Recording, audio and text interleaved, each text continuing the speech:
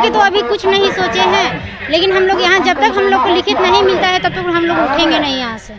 ये महिला को कि अपना 2 वक्त का रोटी ना खा सके, कहीं आने जाने से असमर्थ हो जाती। इस वक्त आप देख रहे हैं झारखंड जोश और मैं हूं आपके साथ अर्चना, और इस वक्त हम मौजूद है राजधानी रांची के धरना स्थल राजभवन के समक्ष, जहां आप देख सकते हैं कि किस तरह से अलग अलग पार्टियों के द्वारा धरना प्रदर्शन दिया जा रहा है। इसी के अलावा हमने हमारे पहले वीडियो में देखा होगा कि किस तरह से आंगनबाड़ी की पोषण महिलाओं ने धरना प्रदर्शन दिया था, और आज फिर से हम उनसे ही जुड़ेंगे, जानने की कोशिश करेंगे, क्योंकि इस जगह इस बार 2 बड़े पार्टी जेएमएम और भाकपा के द्वारा धरना प्रदर्शन दिया जा रहा है, तो कहीं ना कहीं उन महिलाओं की आवाज़ दब रही है। तो आइए हम उनसे जुड़ते हैं और जानने की कोशिश करते हैं क्या कुछ कहती है वो इस विषय के ऊपर में। आइए हम जानते हैं। 2 नवंबर से आप लोग धरना प्रदर्शन में बैठे और आज 7वां दिन है। क्या सरकार आपकी मांग की ओर ध्यान आकर्षित क्यों नहीं करी, क्या कारण हो सकता है? देखिए, कारण तो हम नहीं बता सकते हैं, लेकिन हम लोग अपना आवाज़ को बुलंद हमेशा करते आ रहे हैं और करेंगे भी। जब तक हमारी बातें सरकार नहीं समझती है, नहीं सुनती है और हमारी समस्या निदान नहीं करती है, तब तक हम लोग इसी धरती पर बैठे हुए रहेंगे और उनको ये सोचने पे मजबूर करेंगे कि हमारी झारखंड की बहू बेटी महिलाएं रोड पर किस कदर बैठी हैं। हमें इसका समस्या का निदान करना चाहिए और हमें आशा है, विश्वास है कि सरकार हमारी बातों को सुनेंगे। अगर नहीं सुनते हैं उसके बाद फिर हम लोग देखा जाएगा, लेकिन अभी तक तो हम लोग यही डिसाइड किए हैं। कुछ सुनने में आ रहा है, जिस प्रकार से हमारे नेता, विधायक, जो मंत्री जो बैठे हुए हैं, उनसे हम आग्रह किए हैं कि हमारी पोषण सखी महिलाएं आपके बगल में ही बैठी हुई हैं, उन पर भी समस्या का निदान करिए, आकर इनकी समस्याओं से अवगत होइए और माननीय मुख्यमंत्री के पास अपने थ्रू हमारी बातों को वहां तक पहुंचाइए और हमारी समस्या का जल्द से जल्द निदान करें, ताकि हम इस धरती से हम लोग अपना मान सम्मान लेकर अपना घर वापस जाएं और वहां पे अपना गांव घर में जो हम लोग पहले काम करते थे वो काम करें।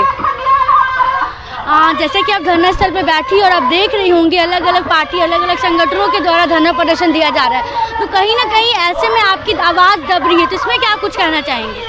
देखिए, आवाज़ हम लोग तो बोल रहे हैं, इतना बोल रहे हैं। हम लोग थोड़ा सा अभी हम लोग के साथ परेशानी इसलिए है ना कि हमारा नौकरी को रद्द कर दिया गया, नौकरी निरस्त कर दिया गया, जिससे पोषण सखी के पास इतना कम राशि है जो हम लोग यहाँ पहुँचने से असमर्थ हो रहे हैं। तो सरकार से हम लोग निवेदन करते हैं कि आप इस कदर आप बेबस मत करें। लेकिन हम लोगों को पूरा उम्मीद है कि सरकार हम लोगों को पुनः बहाली करेंगे हमारे प्रति। ये महिलाएं तो बताइए, हम अगर हमारे गांव में कोई विधि व्यवस्था नहीं होता है, वैसा अगर किसी को कुछ हो जाता है तो यहाँ रांची दौड़ के आना पड़ता है, क्योंकि यहाँ पे बड़े बड़े डॉक्टर भी विराजमान हैं और उस कदर हमारी पोषण सखी कई पोषण सखी काल के गाल में समा गई है।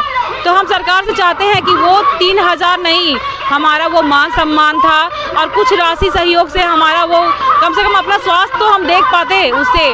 तो हम चाहते हैं कि यहाँ पे बहुत कोई बोलते हैं कि नहीं, आप अपना आवाज़ को थोड़ा भी रोकिए, लेकिन हम क्यों रोकें? यहाँ पे हमारे विधायक, मंत्री जो भी आए हुए हैं, वो हम जब तक बोलेंगे नहीं तब तक सुनेंगे नहीं, तो हम तो बोलेंगे ही, हम लोग रुकेंगे नहीं। उन लोग को बोलना काम है, हम लोग को सुनना काम है, लेकिन हमारा आवाज़ सरकार तक पहुँचे, बस यही मेरी मंशा है और यही उनसे रिक्वेस्ट है कि हमारा नौकरी को जल्द से जल्द वापस करें। आप लोग जो धरना प्रदर्शन में बैठे हैं, क्योंकि आपको अपने पद से हटा दिया गया साल 2022 में, लेकिन इस पद को हटाने का केंद्र सरकार की मांग थी, तो आप राज्य स्तर में इसकी आंदोलन क्यों कर रहे हैं?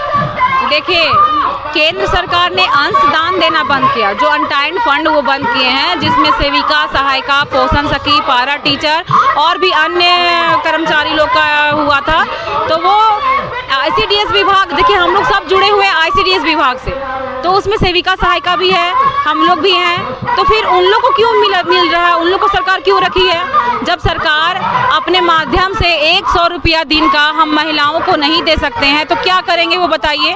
ये अंशदान वो देना बंद किए हैं और हम वहाँ तक क्यों जाएं? वहाँ पे हम क्यों बोले? हम राज्य की बेटी हैं, हम झारखंड की बेटी बहन हैं, तो हम अपने महामहिम के पास आएंगे ना कि किसी वहाँ पे जाएंगे। पहले हम अपने माँ बाप को ना बोलेंगे कि हाँ माँ मेरे साथ ऐसा घटना हो गया, आप इसका सल्यूशन दीजिए, तब तो हम यहाँ पे आए हैं। हम उनकी बेटी हैं, हम उनकी बहन हैं, महिलाएं हैं, तो हम उनके पास बोलेंगे, क्योंकि हम राज्य की बेटी है, ना कि केंद्र की हैं। केंद्र में भी है, लेकिन पहले तो राज्य को ना होता है। हम लोग को हम लोग बस राज्य से ही दुआ कर मतलब मांगते हैं, अपना भिक्षाटन बोलिए चाहे अपना अधिकार बोलिए, हम अपना राज अपना महामहिम से आए हैं यहाँ पे मांगने के लिए। और हमें पूर्ण विश्वास है कि मतलब कि कुछ दिन के अंदर ही हमारा काम को हो जाएगा। तो सरकार से यही उम्मीद लगा के हम लोग सब बैठे हुए हैं बहनें कि हमारी बातों को जल्द से जल्द सुने और हमारी समस्या निदान करें।